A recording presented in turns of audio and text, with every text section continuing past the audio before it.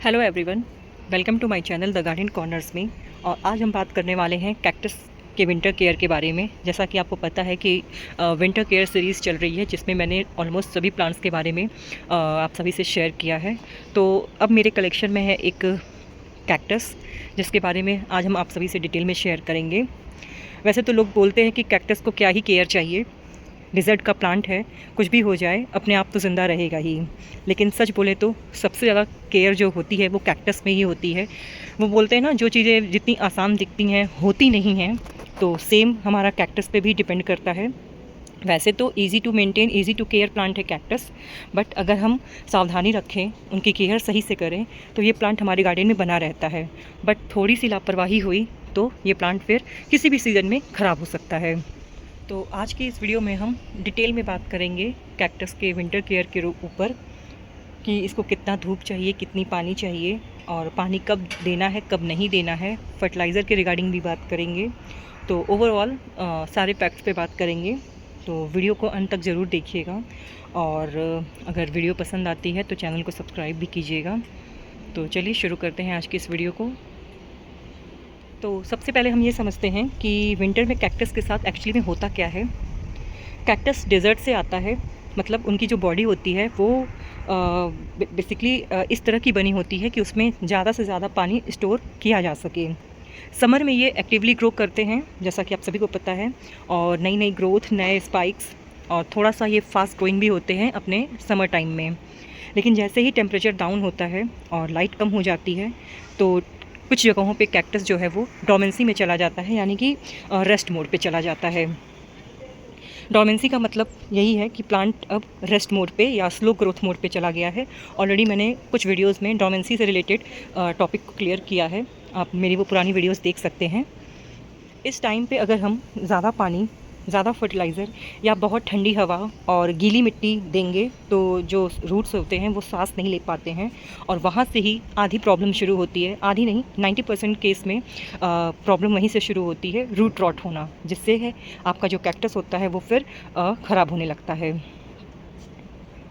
India में भी हर जगह पे विंटर सेम नहीं होती, जैसा कि मैंने आप सभी से और प्रीवियस वीडियो में शेयर किया हुआ है। तो कुछ जगह पे बहुत ज़्यादा ठंड होती है, प्लस फॉग भी होता है, टेम्परेचर 5 to 8 डिग्री तक चला जाता है। और कुछ जगह पे माइल्ड विंटर होती है, यानी कि जो टेम्परेचर रेंज होता है वो 12 to 20 डिग्री सेंटीग्रेड के बीच में होता है। और कुछ कोस्टल या ट्रॉपिकल एरियाज़ में विंटर वाली फील भी नहीं आती, सिर्फ थोड़ा सा कूल और ड्राई एयर होते हैं, that's it.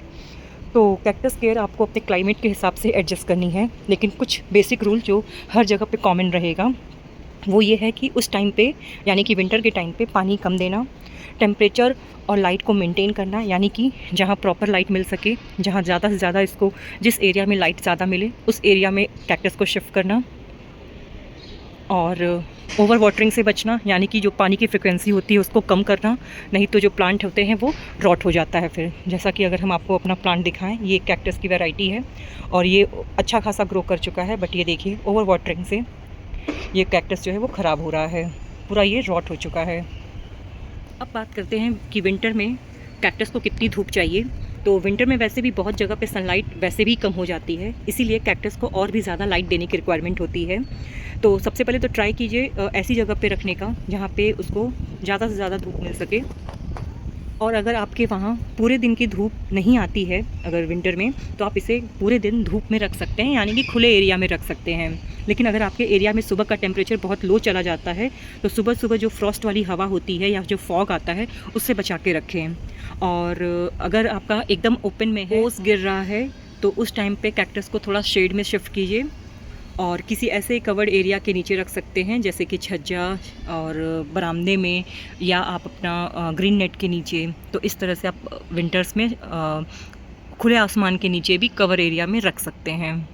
Forest type cactus जैसे कि क्रिसमस कैक्टस, ईस्टर कैक्टस, इनको डायरेक्ट तेज़ धूप नहीं चाहिए होती है, ब्राइट इनडायरेक्ट लाइट चाहिए होती है इनको। तो स्पेशली ये विंटर में ब्लूमिंग मोड पे हो जाते हैं, इसलिए इनको थोड़ा सा जितना ज़्यादा हो सके ब्राइट रोशनी में रखिए, ताकि इनमें ब्लूमिंग कंटिन्यू होती रहे। अब बात करते हैं कि कैक्टस में पानी कैसे दें। अगर आपने सॉइल मीडिया बहुत अच्छा बनाया है, कैक्टस के अकॉर्डिंग बनाया है, तो सॉइल जब तक ड्राई नहीं होता तब तक आप उसमें पानी ना दें। अगर आपके एरिया में रात का जो टेम्परेचर है वो 10 डिग्री से ज़्यादा नीचे जा रहा है और ओस भी गिर रहा है। तो अवॉइड करें कि पानी काफ़ी लंबे दिनों पे दें। ड्राई होने के बाद भी थोड़े दिन का गैप रखें, क्योंकि जो सॉइल है वो तो आपका ड्राई हो ही रहा है, बट बाहर का जो एरिया है जिसमें ओस गिर रहा है और एक तरह से देखा जाए ड्राई ठंडी हवा चल रही है, तो उससे भी प्लांट्स को थोड़ा सा शॉक लगता है। तो कोशिश करें कि आप उसकी फ्रिक्वेंसी को बढ़ाएं। मेरा जो रूटीन है पानी डालने का अपने कैक्टस में वो सिंपल यही है कि प्लांट विंटर्स में स्पेशली जब प्लांट एकदम सूख जाता है, यानी कि जो उसकी मिट्टी है वो कम्प्लीटली एकदम ड्राई हो जाती है, जैसा कि अगर हम आपको दिखाएं तो इस तरह से अगर आप देखें ये जो मेरा सॉइल है ये काफ़ी ड्राई हो चुका है, फिर भी इसके नीचे अंदर हल्की हल्की नमी बनी हुई है। तो हम अभी इसको 2 से 4 दिन और अवॉइड करेंगे पानी देना, ताकि ये और थोड़ा सा एडजस्ट कर ले। और कभी कभी क्या है, कैक्टस शो भी करने लगते हैं जब उन्हें पानी चाहिए होता है, तो उस टाइम पे आप पानी दें जिससे आपका प्लांट बचा रहे। कैक्टस का हमें विंटर में यही ध्यान देना होता है, स्पेशली पानी को लेके। कैसे पता चलेगा कि मैंने कैक्टस को ओवर वाटर किया है? तो उसके कुछ साइंस एंड सिम्टम्स होते हैं जिससे आपको पता लग जाता है कि कहीं आपका कैक्टस ओवर वाटर तो नहीं हुआ है। तो सबसे पहले क्या होता है, नॉर्मली जो कैक्टस होते हैं वो थोड़े से टाइट और फर्म होते हैं, जैसे कि इस तरह से दिखाते हैं आपको। ये कैक्टस, अगर ये एक वैरायटी है, इसको अगर टच करेंगे तो ये बिल्कुल टाइट है और बिल्कुल फर्म है ये, यानी कि इसमें जो टाइटनेस है वो बनी हुई है। और जो ओवर वाटर हो चुके होते हैं या रूट रॉट होते हैं वो इस तरह से दिखते हैं। ये जो आप देख रहे हैं इस तरह से ये पोर्शन, ये बिल्कुल गल चुका है नीचे से, क्योंकि रॉट हो चुका है और धीरे धीरे ये जो स्प्रेड है वो पूरे कैक्टस में फैलता जा रहा है, जिसकी वजह से ये कैक्टस ख़राब हो रहा है। कभी कभी जब कैक्टस ओवर वाटर होता है तो अपना कलर भी चेंज कर लेता है, जैसे कि डार्क ग्रीन से ब्राउन या ब्लैक पैचेस आने लगते हैं और कभी कभी तो वो ट्रांसपेरेंट भी होने लगता है। और जो स्टेम होता है, यानी कि जो ये पोर्शन होता है नीचे का जहाँ से आप रूट से ये स्टेम निकलती है, वो पोर्शन भी धीरे धीरे झुकने लगता है, आगे की तरफ गिरने लगता है। जब ओवर वाटरिंग होती है तो जो प्लांट या जो कैक्टस आप पॉट में लगाए रहते हैं वो 1 से 2 हफ्ते बाद भी जो उसकी सॉइल होती है वो गीली ही रहती है और चिपचिपी सी आपको ठंडी ठंडी दिखने लगती है। तो ये कुछ सिम्टम्स होते हैं जिससे आप पता लगा सकते हैं कि आपका जो प्लांट है वो ओवर वाटर तो नहीं हुआ। तो अगर आपको लगता है कि आपका कैक्टस पे ज़्यादा पानी पड़ गया है तो सबसे पहले तो आप पानी डालना उसमें बंद कीजिए और उसको ऐसी जगह पर रखिए जो एयरी लोकेशन हो, जहाँ अच्छी खासी हवा पास होती हो। और अगर आपको लगता है कि कैक्टस ज़्यादा ही डैमेज हो चुका है, जैसे कि मेरे इस प्लांट के केस में, खैर ये तो इसको हम रिवाइव नहीं कर सकते, बट अगर ऐसा सिचुएशन आ रहा है जो धीरे धीरे उसका जो रॉट है वो स्प्रेड हो रहा है, तो आगे आप सभी से हम एक प्लान शेयर करेंगे जो आप उसे भी अपना सकते हैं। कैक्टस को हमेशा उसके जो डिज़ाइन किया हुआ सॉइल मीडिया होता है उसी में लगाना चाहिए। किसी भी सॉइल में कैक्टस को नहीं लगा देना चाहिए, नहीं तो सबसे ज़्यादा असर उन्हीं कैक्टस में पड़ता है जो किसी भी मीडिया में चल रहे होते हैं। इसीलिए स्पेसिफिक सॉइल मीडिया को यूज़ कीजिए जिसमें आपका ड्रेनेज अच्छा होता है। तो जब जैसे ही आप वाटरिंग करते हैं, रूट्स को अच्छे से भिगो के सारा एक्सेस वाटर जो होता है वो निकल जाता है और फिर 2 से 3 दिन में आपको जो उसका ऊपर का सरफेस होता है वो ड्राई दिखने लगता है।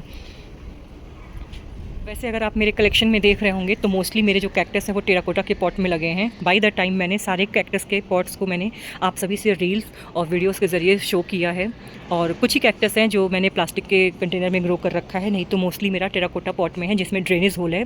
तो कैक्टस के लिए केवल और केवल टेराकोटा के ही पॉट बेस्ट होते हैं। प्लास्टिक में वो उन सर्वाइव करने का चांस होता है वो बहुत कम होता है, इसलिए प्लास्टिक के पॉट्स को अवॉइड करें और ज़्यादा से ज़्यादा हम यही प्रेफर करेंगे कि आप टेराकोटा के पॉट को यूज़ कीजिए।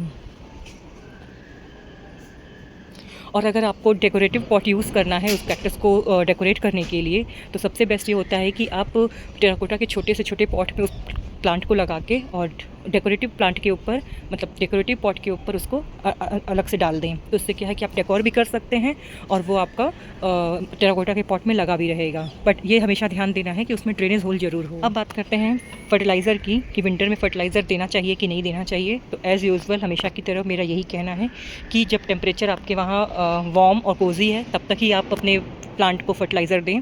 अन्यथा अगर 10 डिग्री से टेम्परेचर नीचे जा रहा है, पूरे दिन धूप नहीं निकल रही है और दिन में भी ठंडी ठंडी हवाएं चल रही हैं, तो उस टाइम पे फर्टिलाइज़र को अवॉइड करें, क्योंकि प्लांट बिल्कुल भी उस समय ग्रोथ मोड पे नहीं रहता है जो वो फर्टिलाइज़र को ले और अपना ग्रोथ शो करे। तो ऐसे समय पे फर्टिलाइज़र देना प्लांट को बंद करें। अच्छा, कैक्टस को एयरी लोकेशन पे रखें, लेकिन जो ठंडी हवाएं विंटर में चलती हैं उनसे बचा के रखें।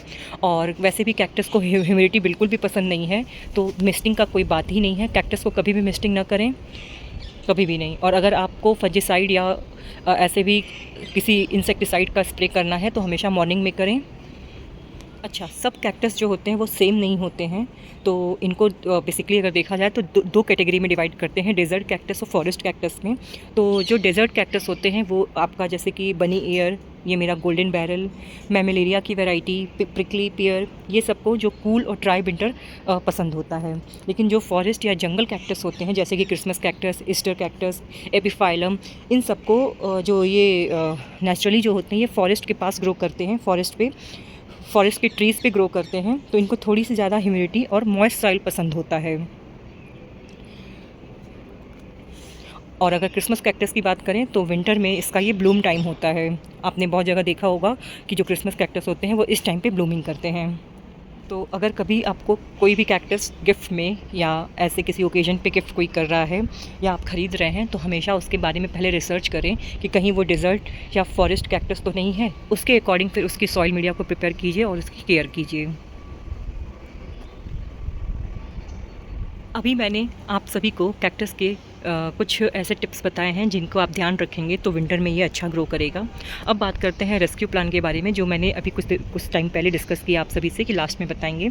तो वो ये है कि अगर आपका कैक्टस ख़राब हो गया है और आपने लेट रियलाइज़ किया है, या अगर आपको लग रहा है कि मेरा कैक्टस आधा पोर्शन ख़राब हो चुका है, आधा अभी बचाया जा सकता है, उस केस में इस कैक्टस को पॉट से निकाल के कम्प्लीटली इसकी सॉइल को उसके रूट से हटा के, और इस कैक्टस को, किसी भी टाइप के कैक्टस को आप ये पहले चेक कीजिए कि उसका जो ब्राउन या जो मशी पार्ट है वो कितना है, कितना डैमेज हुआ है, उसको सबसे पहले चेक कीजिए।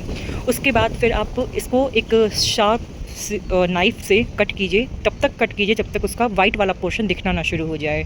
तो कुछ परसेंट चांसेस होते हैं कैक्टस को बचाने के। और इस केस में क्या है कि यह कैक्टस पूरा ही ख़राब हो चुका है और इसको बचा के कोई फ़ायदा नहीं है। यहाँ से आप देख सकते हैं ये पूरा ऊपर भी ख़राब हो चुका है ये।